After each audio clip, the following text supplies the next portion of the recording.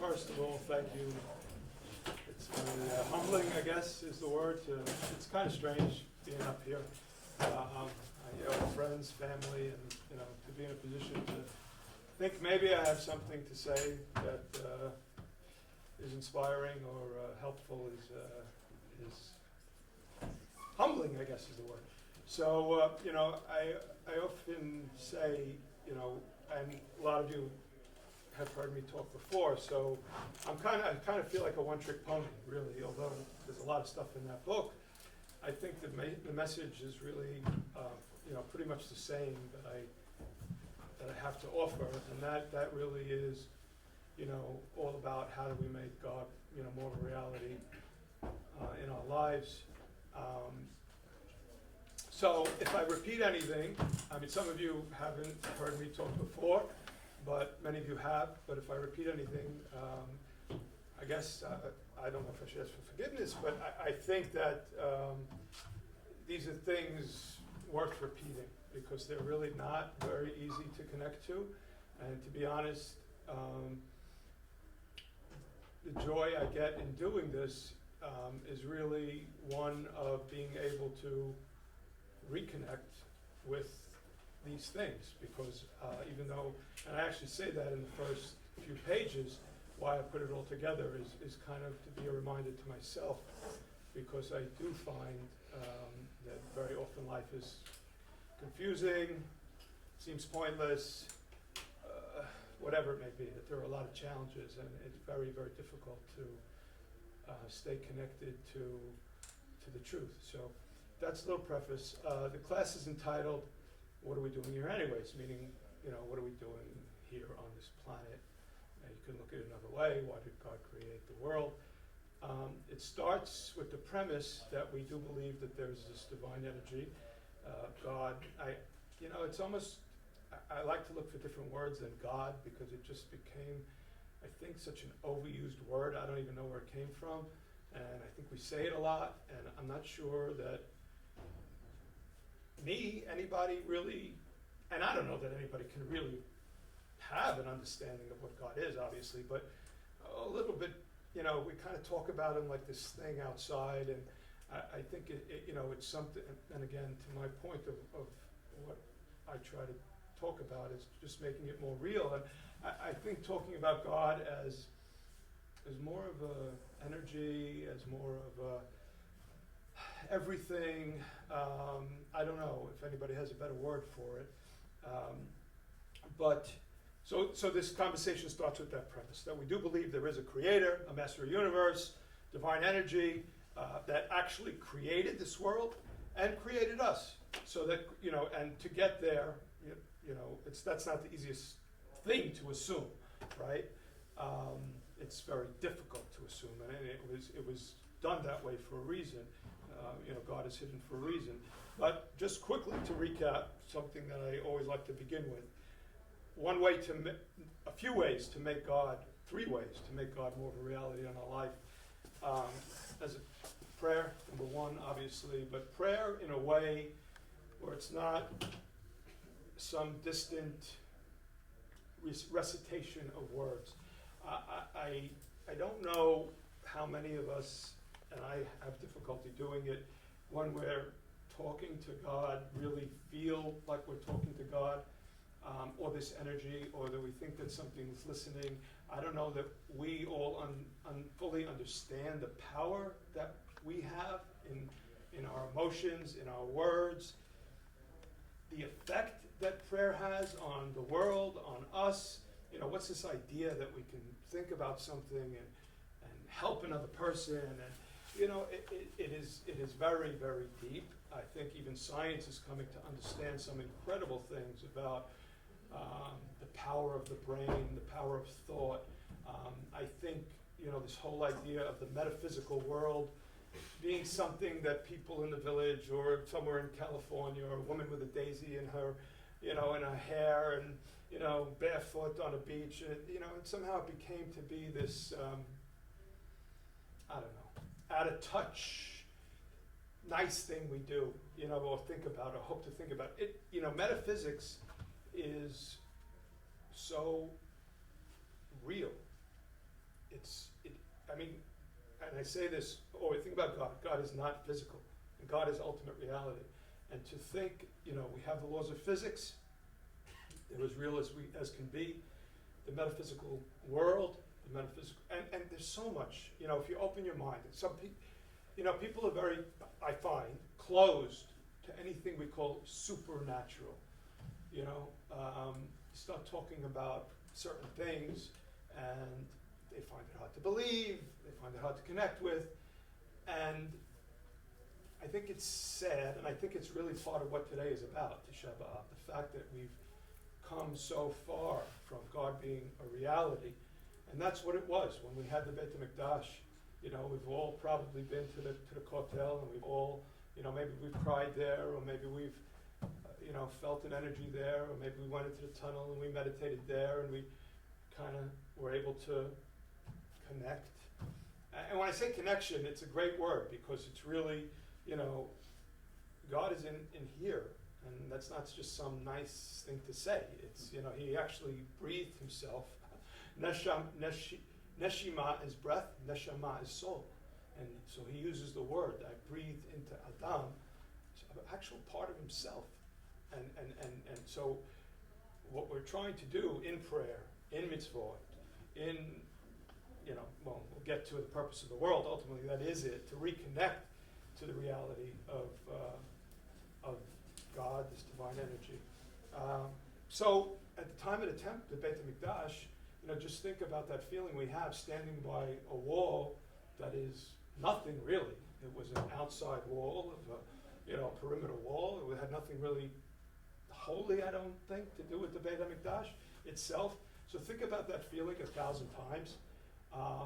So they say, there was lechem panim, there were open miracles in the Beit HaMikdash. We find that hard to believe. I don't know. Do you? Could you think about that? And did those open miracles, did people look at them and see them as open miracles anymore? Or, that was just another thing, that we have open miracles every day. It just, everything is miraculous. It is, I don't know if the word is comical, I don't know if the word is sad, to think that just because something happens all the time, that it's not miraculous. I'll give the example of man in the desert. Do you really think that food fell from the sky when we were in the desert? That's what we believe as Jews. How else could they have lived? But think about that.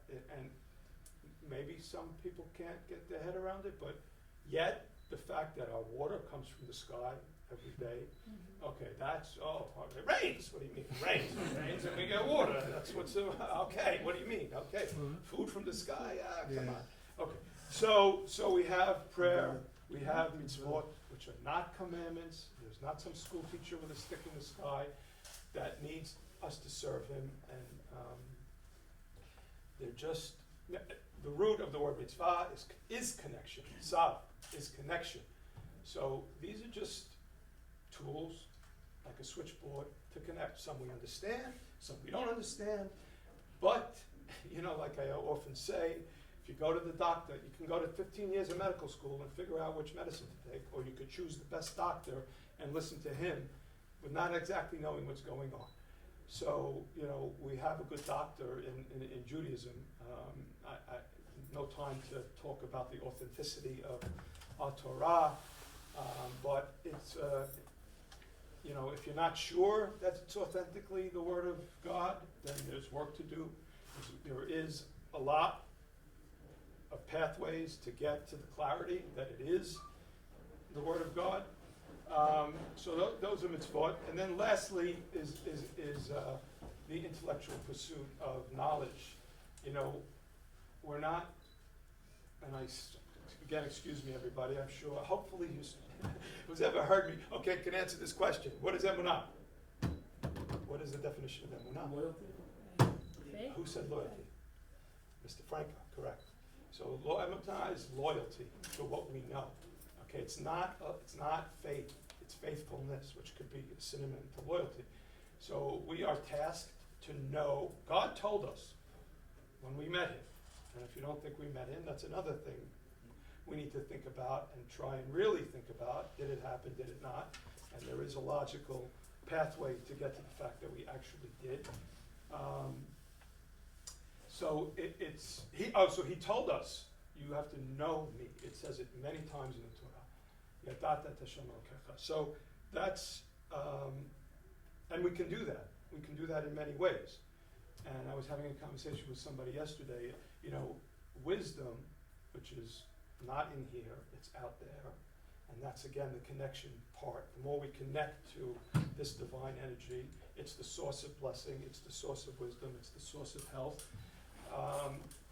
The more we're able to, we have to do the work to get it. We have to read a book, we have to, whatever I need to do to get wisdom. We have to go to classes, we have to listen to the right people, but it's not our brain that is creating wisdom. I'm not smart. I just collected some stuff, and that's really what this book is. I call it a compilation of knowledge. That's all it is. I read a bunch of books and I kind of put it together, whatever made sense to me. So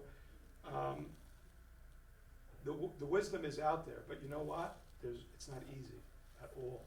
And a lot of people don't have it.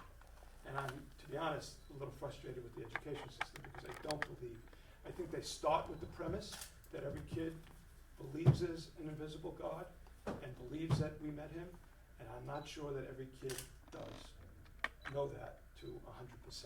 And I think it's a great shame that we spend all this money in our school system and we don't address these issues at an early age. I've spoken to, thank God I've had the opportunity to go into 8th grade classes in Barkai, in Hillel, and talk to these kids, and they get it. They get it clearly. They have these questions, and you want to call it brainwashing? It's a terrible word, but unless you put in the right stuff, and I believe it's the truth, if somebody doesn't believe that it's the truth, then call it brainwashing. Unless you put in the right stuff in there, then the wrong stuff could get in there. And you know what the problem is? The problem is the intellectual person, one who's really seeking knowledge, is very intellectual, reads a lot. It's very easy for them to go into the world of science and the world of science, and find agnostics and find atheists who figured out a way to explain a godless world. And you know what? These are very high IQ people. And they'll sit and they'll debate with you. But you know what? You debate with them, and ultimately you find out that they're not as smart as they think they are. Because they'll come to a point at which you'll make a clear point to them, and they won't allow it in their brain. Because that clear point goes against everything they think. It's called cognitive dissonance. It's actually, you've rooted so much information in your brain. Evolution happened randomly. Oh, we have it all figured out. Read the other side of science. Read about how many scientists are baffled by and say it's impossible, mathematically impossible. We have it down to the number of proteins in it, and what the odds are of creating a DNA molecule. It's just, I can't go into that because we got to get to what the hell we're doing here, right? So those are the ways to connect. We're starting with that assumption. I would like to leave some time at the end so that we can share and talk and whatever. So, so what are we doing here? So I'm not here to say I know what we're doing here. I'm here to say I read something that I thought made sense to my human brain. I don't know, I have read a lot. I haven't really heard another explanation. I'm sure there are, and I'm sure I'm not getting into God's mind to figure out exactly why he made the world, but this kind of makes sense to me. I'd like to offer it up, and hopefully it'll make sense to you. So I was reading a book by Rabbi David Aaron, and he was saying that if God is perfect, is it not an imperfection that he can't learn something new, that he can't experience growth, that he can't experience challenge, that he can't, it's the greatest joy we have as people. You beat that guy, you lost to that guy, next year you'll beat him, right? No, that's really, and ultimately, we'll get to that really being the purpose of why we're here. But so in that sense, he says, well, wow. So, and it is. there is a basis in Kabbalah for this idea that he actually had to hide from himself, right? So he removed himself, Tzimtzum, from this world, created us with consciousness and free will, and there's a two-sided benefit, okay? So from his side, he has the joy that he's able to attain the joy that most people here are parents, that we had when that kid, I can remember Robert getting on his bike, 3 years old, and just riding without, wow, that felt great. Why? Why did that feel great? He's my son. Okay, it felt incredible. Everybody, and we all feel that with our children, more than ourselves. So that fulfills that imperfection in God, to see us overcoming, striving, getting together on a day like this. God's very happy today, to see us all here learning, trying to understand, what is it about this day? What are we trying to, get in touch with emotionally? And from our perspective, we have to look at it and say that God is only good. That's all God is good. That's all God. And many people describe God as love, just love. That's what God is. I don't know how many people here have listened to near-death experiences, believe in near-death experiences.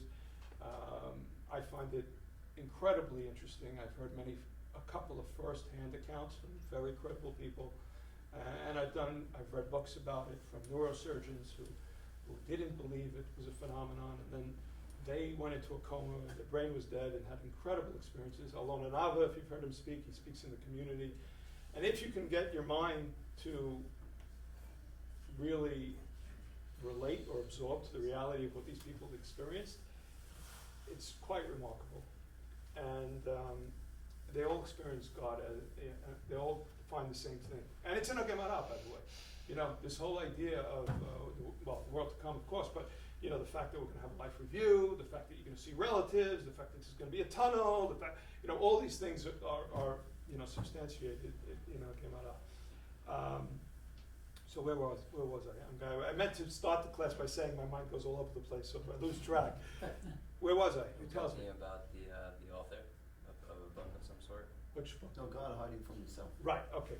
So from our perspective, very good, Mark. So from our perspective, God is only love, right? And so we have to assume that he created this world for our ultimate pleasure.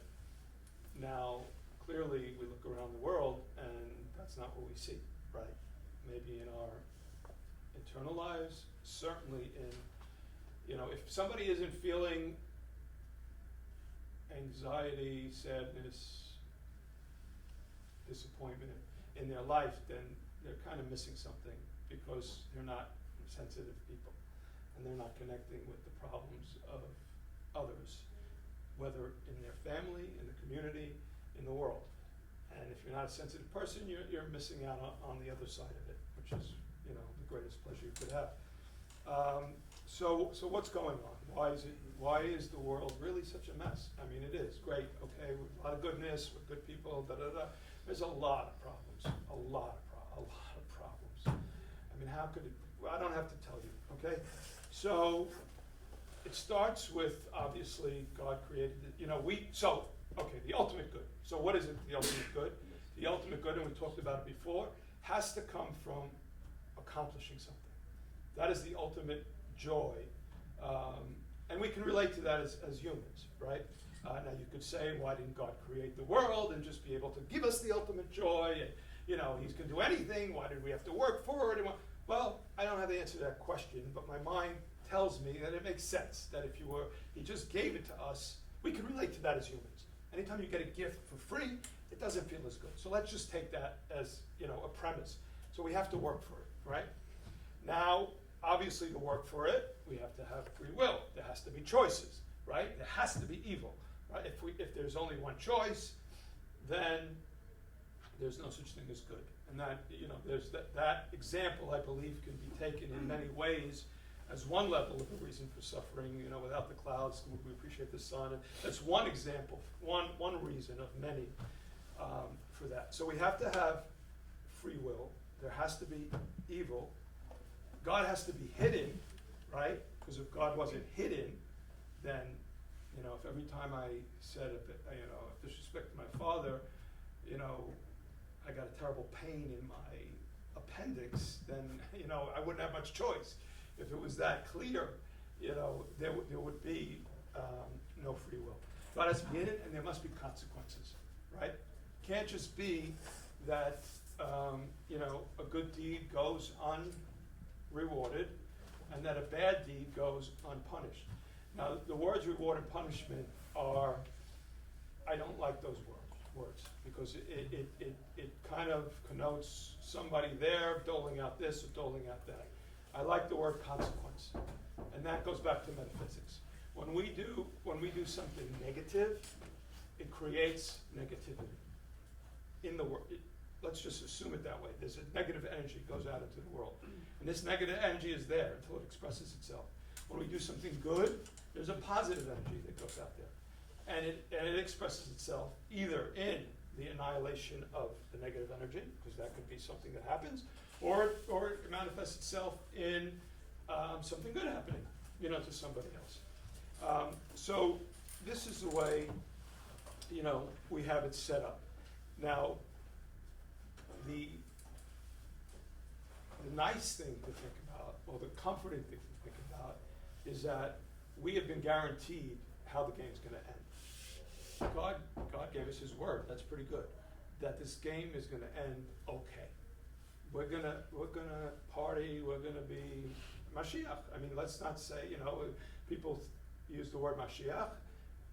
Is it a reality in our minds? Do we actually pray, and can we emotionally think and get excited about, okay, we're going on vacation.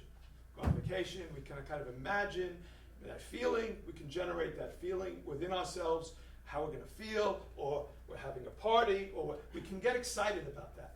Can we think about Mashiach and get excited about that? Is Mashiach that much of reality in our lives?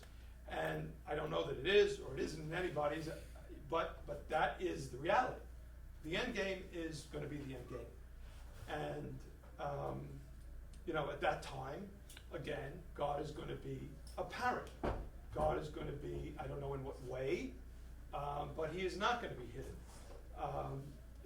Just to go back to, how this game originally started, back to Adam and Eve, it's a nice story in the garden and all that stuff, but do we think about what actually happened? Certainly science tells us there were humanoid forms before Adam. Ramban talks about it. It's not something that goes against Judaism. Adam, though, is the first human that had a godly soul. And it was beautiful. I mean, think about the most beautiful place you've ever been and multiply it by 100, and it was just an incredible existence. It really was. And God was apparent. And then everybody had one challenge, right? Needed to have a challenge. And the challenge was, don't go there. Whether it's a metaphorical tree or an actual tree or it doesn't, there are obviously 70 levels to the Torah. We know very little, but there's the simple one. Now, what was that tree of good and evil? Knowledge of good and evil. There was no evil at that time. He had one job. Just stay away from that. Now, why did he, God telling me something? Why? Well, sometimes we get instructions from people, whatever, a higher up, but we think, and we're doing it with good intention. We're not trying to say, we're doing it with good intention. So, I've heard this from Rabbi Tatz, and it resonated with me. I don't know if it resonates with you. It was just too easy. God, do you think temptation? I love it. It's incredible. You think a little bit, if I understand a little bit more of the challenges of this world, if I let a little bit of that, and again, I give the analogy to skiing sometimes. If, I want to go on the black trail, what am I doing on the green trail all day long? Give me a little challenge. I can handle it. Well, that's what happened. Evil entered the world, and the minute evil entered the world, he was so confused. He was really confused. He tried to hide from God. And then God treated him the way the way we treat God, that's how He treats us. Where are you, Adam? You played the game. Where are you, Adam? And ever since then, we've been trying to get God back to be this reality. And that's what we're doing here, by the way. So that's the answer to the question. we are tasked by God. Imagine that. Imagine that. You know, he found this guy, really bright guy. His name was Abraham. Abraham was a very inquisitive guy, and however, he used his free will to come to the conclusion that there was this force, and whatever good he did to connect himself to this force, that he was apparent enough that he could talk to it, and he made a deal with him, and then the deal came true, and as a nation, we also he was there, God was there, we were all there. We were all there. Okay, you want to go into reincarnation and this and that, but let's talk about as a nation. We were all there. And again, I'll repeat myself, if we think that that is the root of how we know that there is a God, and at the root of how we know that Judaism is authentic, that there is a link, unbroken, from Rabbi Bowl or Towel to my father, to his grandfather. There's not a day that we can't say, oh yeah, Joe was there, he knew, and Joe's father, there's not, and you know, all the way to Adam, to this guy called Adam. There's a link all the way. There was no place for this myth to be created or to be started, and that's when I'm talking about the cognitive dissonance. You'll talk to somebody, and they'll say, oh yeah, but myths begin. No. There's no other example in the world, in eternity, of a nation being convinced that they saw something they didn't see. There's not one other example. Forget God in any way. That an alien, there isn't. So we made this deal with God, and now that's what we got to do. We have to, and the Jewish people. So we can't say, oh, anti-Semitism, the world hates us, it's unfair. Nobody gets anything, and this may be a radical statement, and it may be, I don't know, thank God I'm not a rabbi, because I can say whatever I want. But nobody gets anything they don't deserve, right?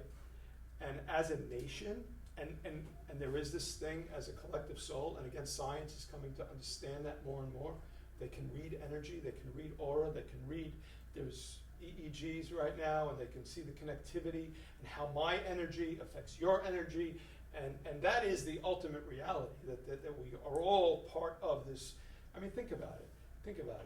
You had Adam and Eve used their physical stuff, right? She had an egg, he had sperm, their physical stuff to create another body. Now, so it's not a separate person, it's part of them. And this went on and on and on and on. Just like I gave the example, like a cutting on a tree. My mother loves, give me a cutting and I create, and well, do I really think that tree, from my grandmother, wow, how much do I love that tree, because that's a cutting from 100 years ago. I have a connection to that tree. It's true. It's the same. So in that way, we're all connected. Morris, what was I talking about? I think we were talking about. What? Give me a second. Oh, you're talking about how vibes and energy and Right. Right. So this is so you better keep listening. So that's as a nation we are judged as obviously. Look at the Beit HaMikdash. Look, everybody was kicked out of Jerusalem. Everybody, the Beit HaMikdash, they were noble people. They were wonderful people. They were beautiful people.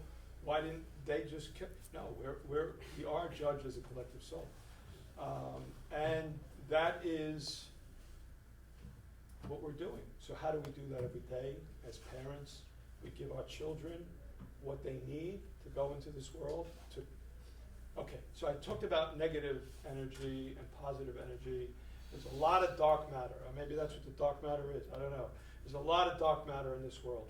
We just read the newspaper, okay? And Jews are not different. We're all humans. We're all part of Adam. We're all part of, Ishmael. We're brothers with and Esau. We're all, we're tikkun olam, not tikkun Yehudim, tikkun olam. So there's so much negativity in this world that's out there. And, every time, really, God is the metaphor for God very often is light. Is light. So the more we more we show, the more we get in touch with the God within us, which is giving, compassionate, grateful, caring, not egocentric. You know, he says, love your neighbor like you love yourself. Is that really? That's what he told us. He didn't say try or almost. Love your neighbor like you love yourself. Is that? Can anybody say they can do that? I could do that with my son or my daughter, my wife. You know, probably more. I'll love them more. I don't need to take it. But could we do that with everybody? Can we get to the level to think that we're all really, that you're part of my left toe? You know, that if you're hurting, that I can't be, I can't feel good. There are people like that. There are people like that, incredibly, in this community. That's what they feel. They feel, and we all are. I'm sure everybody here feels that in a certain way. So that's kind of what we're doing here. We're bringing God back into this world. We're reconnecting, and we're, by learning, by teaching, by doing good deeds, by following the instruction book that this divine source gave us on how to fix it all, we're all part of the same team. And ultimately, when there is the end, and God, our history tells us, or our Chazal tells us, that there's not much time left. We've been through 5,800 years of a lot of stuff, and we're, believe it or not, we're at the end game. We're kind of there. What? That's a dot in eternity. I get it. Who knows? I mean, don't ask. Time is unlimited. Let's not talk about what happened before, what happens after. But that is the thing that we have to be excited about and think about. That we are going to get to that place. I mean, how many people here think about that place? What that place is like, what that joy is like, or would feel like once, we're clear. We figured it. We have. Mashiach in our lifetime or heaven. Both. I can't. Both. Both. They come in stages. Two different Mashiach. things. What? I get it. Mashiach. Yes, you're right. Completely different. 100%. They are completely different things. Mashiach will not be that much different from now. We'll be living like we live. There'll be from what they say, there'll be a credible leader. God will be apparent. The Jewish way will be apparent. There'll be more peace in the world, but we'll be living as humans. And the world to come, obviously, is more of a metaphysical one. And the resurrection of the dead. Before that, it's pretty complicated. So, I guess, there's a lot of subjects there, and I'm not one to have any of the answers. So, let's just open it up to questions, comments of, what do you guys think? What are we doing here? Did you mean that we are here to reconnect with Hashem? We're here. Is that what the point you were trying to get to? Because I think that's what I got. That is what I got, but what does that mean to you? Can you make that a reality? The fact that this world was a paradise, it's meant to be a paradise, and we were given it as a fragile piece to hold, and it shattered, right? We were given responsibility, because without the responsibility of adding to this incredible paradise, we wouldn't have gotten the full joy. We would just be a spectator, as opposed to, you want to be the guy up there singing Springsteen, or you want to be the guy in the audience. So he let us, okay, take the mic, go, have more fun. This is what you could do. You have responsibility. I gave you free will. And we dropped it. And now we got to put it all together. And when we put it all together, it's going to be incredible again. So that's, making it not just connect to Hashem, what does that mean? What does that, it's we're fixing the world. We're back to, this paradise that it could happen one of two ways. It can happen because we all wake up and we all start doing good, and good overpowers evil, or all this negative dark matter in the world has to express itself. it expresses itself in a lot of pain and suffering. That pain and suffering, once it's expressed, is gone. So that dark matter, it expresses it. So you ask, why did that happen? Why did this happen? Why did that happen? That's part of the reason why it happened. It's out there. That negativity needs to express itself. Either, as I said, the light is going to come on the darkness, overcome the darkness, or the darkness is going to have to explode. So that's our choice. Or a combination of the two. We could be on the team that's shedding more light, light. And then there's some darkness that has to explode. I mean, it's not just one or the other. But where do you think Judaism today is failing? And do you think that there's anything that we as a community could do to improve the situation? That's a very good question. I think Judaism is failing in its roboticness. All right, I was in Thailand and I picked up on the side of my bed the teachings of Buddha. The Buddhist Bible. And God forbid, it's definitely Avodah Zarah, 100%. They do have it wrong in terms of thinking that God came into, Buddha might have been a very intelligent guy, which it seems like he was from what I read. There wasn't very much in it that wasn't based in Judaism. We are only one. They do have which Jewish Judaism doesn't have. They do have this shunning of pleasure and, which is kind of strange and weird. But my point is, Buddhism, they're more into meditation. They're more into, they're more into open, creative spirituality, I think, where we should have the schools should teach the kids how to pray. Not only, to meditate, close the lights. We're going to spend 5 minutes. Nobody talk. We're going to just think about gratitude. We're going to spend 5 minutes thinking about When gratitude. kids have the maturity to do that? Why not? You're 8 years old. Think about everything you're happy for. I like the ice cream cone. I like the Jets won. I like my father. I like whatever it is. Certainly high school seniors. Right. And maybe we don't treat them mature enough. That's the problem. Right. Yes, they do. Chucky Sultan, my nephew, he was in 8th grade. These kids are, they're not. How you treat them is how they are, right? You see these parents who treat their kids like mature adults, and guess what? They're mature, they're mature kids. We treat them like kids, they're going to be like kids. They're not going to get So- the answers in high school. What? They're not going to get the answers in high school if you're afraid to ask the questions. The And by big the time problem. they go to college, That's the where are they big getting problem. the answers from? That's the big problem. From my Because roommate, from the guy next door. That's drugs. the big Drugs. problem. No, forget doing drugs. What about the professor with the tweed jacket that has a high IQ, that is well read, but you know what? He is confused in this area, right? He's attached to misconceptions, right? And it's falling apart. This whole, evolution. In scientific journals, I'm not talking about just me or Judaic, there are a lot of problems, and these neo-Darwinists. How is evolution with random mutation? With random, obviously the idea of survival of the fittest is no problem. And even the idea of evolution is not a problem in Judaism. If God wanted to create the world, or did create the world that way, that's fine, that's great. 14 billion years, no problem, whatever.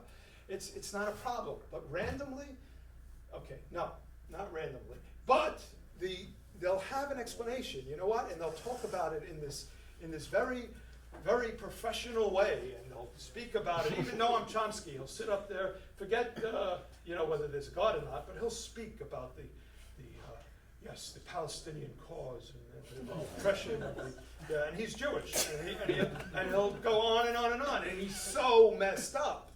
The facts are clear, right? We put down our guns, there's peace. They put down our guns, there's no Israel. Did I say it the right way? Yeah. Right. We put down our guns, I said it the opposite way. We put down our guns, there's no more Israel. They put down, it's so clear to me. So, that is the problem, and it's part, So within this structured education system and structured prayer and all that, how do you still stay creative without falling into... No, 1 second. Now let him finish. I get your question. Okay. You want to finish it? How do you stay creative without falling into the trap of just doing something repetitively? Right. Not- Okay. So, God forbid, am I saying that the prayer, Amidah, and our prayers are not incredible? They are. I love the Amidah. It's amazing. It's amazing. Mhm. But if we bring to it the creativity, there are 18 beautiful blessings. And I like to, I don't think we give it enough time. Like, how does everybody finish the Amidah at the same time? I don't know. It's like there's so much to say. There's so much to, starting your day. You have to recalibrate, and you have to, you wake up in a bad mood. But you know what? Here's what I'm grateful for. And you know what? Here's what I regret. And you know what? So we have it. It's incredible. And you know what? You talk about the black hats and the white hats. It's all good. It's all great. Thank God for the black hats, to be honest. Because if they weren't holding on to dear life, to every T and every I, we wouldn't be able to be where we are. Not to say that they're right or we're right. We're all a chain, right? Because if we weren't where we are, we couldn't save this guy here. This guy here can't relate to this guy here, but they can relate to us. So maybe we're doing it right. Maybe we're doing it right in the middle of the road. But they're certainly doing it right also. Because if they didn't, maybe they're overdoing it. But in this world of losing it, no, maybe. I'm saying maybe. I don't know. God forbid. I respect 100% the devotion and I believe it's what kept Judaism alive. Reform Judaism. What is it? I ask, where is your book? Where is your rule book? Where is it? Oh, anything goes. Okay, anything goes. Okay, anything goes. Okay, great. Okay. So, yeah. I think I agree with you about the importance of prayer in high school settings. I was also a minyan mentor for high school, 8th graders, and I found that every day they were doing it very robotic, like you were saying. So I try to have conversations with them about, take a time out, at least once a month, to talk to them about what they're feeling inside. What are they, feedback, not just a one-way street where they don't feel a connection. And I found that creative ways like that is very helpful to get them to realize what they're doing here, why they're doing it. And it's hard to come up with new ways to kind of draw them out, but it definitely is helpful. 100%. Definitely. It needs. Right, First right. of all, listen. Everything is with a candy, right? And the kids, candy. You get as humans, we want what works for us. We want pleasure. If we understood the metaphysical, actual, real benefits of prayer, if somebody understood, right, that when they do a bad thing, or when they bully somebody, right? Okay, yeah. Oh God, what a terrible thing for yourself. You're building up your ego, which is the main thing that keeps anybody from wisdom, right? You see somebody with a big ego and arrogant, they're not very bright. You just do, because they can be bright in some ways, but they're pretty foolish in a lot of other ways, because arrogance is believing that I am the source of my wisdom. And that is a complete disconnect from the true source of wisdom, which is out there. Einstein didn't create E equals MC squared. He didn't come up with it. Okay? He figured it out. It came to him in whatever way it came to him. So, yeah, listen, to answer your question, Mars, I think it needs to, there just needs to be more talk about the metaphysical being real, and not taking for granted that people get it. I think there's too much taking for granted that people, fully believe in the divine energy. Do you understand how many things differently everybody would do in their life if they fully understood what was going on? If they fully understood that nothing happens that's unfair. Nothing. Zero. Not one thing. Oh, but if I did it that, but he did this to me, he took that from me. No. It doesn't, no. There is a God, I like to say. God created gravity. He didn't drop the ball with justice. Believe me, he did not. It's a whole thing in the back of the book. We talked about it last year. We didn't really get to it in the end, but this idea of getting revenge on somebody. Anyways, yeah. But you don't think there's a beauty in the process of it? Of what? Of growing, of learning. Of course. We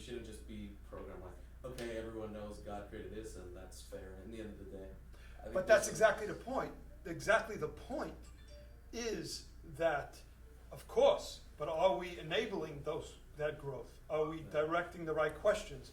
Are we talking about the right things? Are we even acknowledging that there are questions? Because I know that I've spoken to top administration at one of our top schools who said to me, we don't like to broach those subjects because it engenders doubt, right? We don't like saying, how do we know there's a God? Or how do we know Torah's real? Or because if somebody, just avoid it. No, there's nobody wondering about this invisible thing that I can't see whether it's real. One second, everybody. I want to invite everyone here right after this is over to go to the main theater to have a dedication and a tribute to Rabbi Labaton. Okay, please over there, 1:30, right? Yeah. I think that maybe if the teachers had the confidence in their belief, Right.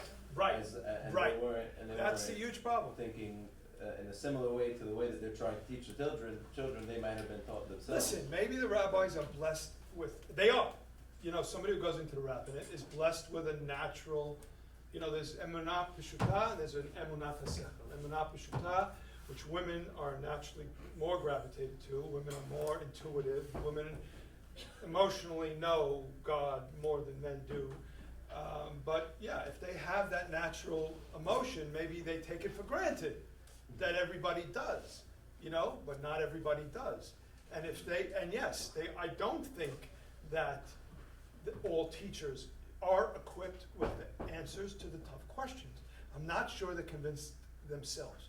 And I think that's why I got the answer I got, because I don't think, because if you did, what's the problem? There's no, it's all good stuff. We have incredible body of evidence, an incredible argument, there's no holes in it.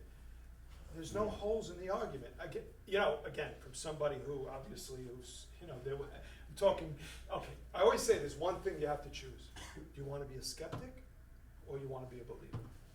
Right? Because if you want to be a skeptic, you will be a very good skeptic. And if you start speaking with a skeptic, you might as well stop. Because if somebody's not listening, they're not open to hearing, they're not absorbing, and they're just fighting, you're not going to get through it. And that's the sadness. It's almost like if you're lost, you're lost.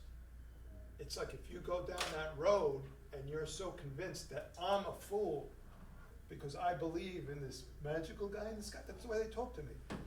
No, the magical guy in the sky? But that's the way they talk. Now, okay, they think I'm brainwashed. Okay, I don't have my beliefs based in, I believe my beliefs are based in solid logic. Okay, but here's the thing, right? Okay, maybe you're right, maybe I'm right. What happens if you're right? Okay, I live my life thinking there's somebody watching over me, and that that everything happens for a reason, and that I got to do good, and and that's and at the end, I don't even get to know that I was wrong, because it just ends. Okay, but if you're wrong, right? Not only forget, you could be a good person, you could be moral, you could do all that, but how many people did you draw away from the truth, right? Yeah. What did you teach your children? What did you take away from this collective mission that we're on? You weren't part of the team. You were an enemy. You were counterproductive to the whole thing, and you wasted a lot of anxiety and depression and anger about getting back to that person, because we all want justice. Why do I have to get back at you? Why? Why? Because deep down we know, and we want to believe, and we know that there is justice. And when we see injustice, it messes us up. We're not comfortable, and we think we have to correct it. But that's the fallacy. Another thing you're saying before is that there's only good, right? Right. There are If you're only good if you're, if you're doing your best, if you're doing your best to do your best, okay, then it's all good. It's all good. If you're not, if you're being lazy, if you're just, got your head in the sand, if you're doing things you know are not right, if you're no, it's not good. It's very, very bad. Horrible, terrible, very bad. Yeah. So I'll ask with a specific example. Let's say Shabbat, for example. Yeah. How do you balance the ability to, look at the ideal that Shabbat is trying to get to, and Right. the restfulness and the ability to connect to God and Right. philosophize, and getting lost in the details? Where is the balance? Okay, so here's the deal. You know why Judaism has so many details? You know why? Because it's metaphysics, right? Look at the physical world. A jet plane. Take that yellow wire and pull it out. Doesn't work. That's the beauty of Judaism. That's the beauty of Judaism. Now, I'm not good at that. I gotta be honest with you. I'm not a halakha guy. I'm a philosophy guy. And I get lost in the details. And I'm not quite good at it. And I'm really not interested, to be honest with you, and understand. It's not my thing. Thank God for those people that do. But that's what it is. It's showing us, okay, why? Why can't we tear? Okay, the Mishkan. These were the things. What a beautiful concept. God created the world. And he rested, whatever that means. And one day a week, we're going to think about that. God created it. And what an incredible thing that every time I put a food in my mouth, I have to think about where it came from. And I got to say which beracha. And I have a special, it's like a Ferrari. It's like a Ferrari. And we got all and we got to come out of the bathroom. Wow, it's amazing. It's incredible. Think about that every second of the day. Because it's so easy to get lost. So easy. But that's the beauty in not getting lost. Because it's such a treasure. I mean, anything that's worthwhile is not easy. So that's the reason, I think. And anybody who poo-poos this or poo-poos that, that's why I say the black hats. They're going crazy. They're holding on for dear life. Thank God. Thank God. And you know what? Even if they want to say, oh, you guys are not doing it, don't worry. Let them do their thing. Let them do their thing. Can't agree more.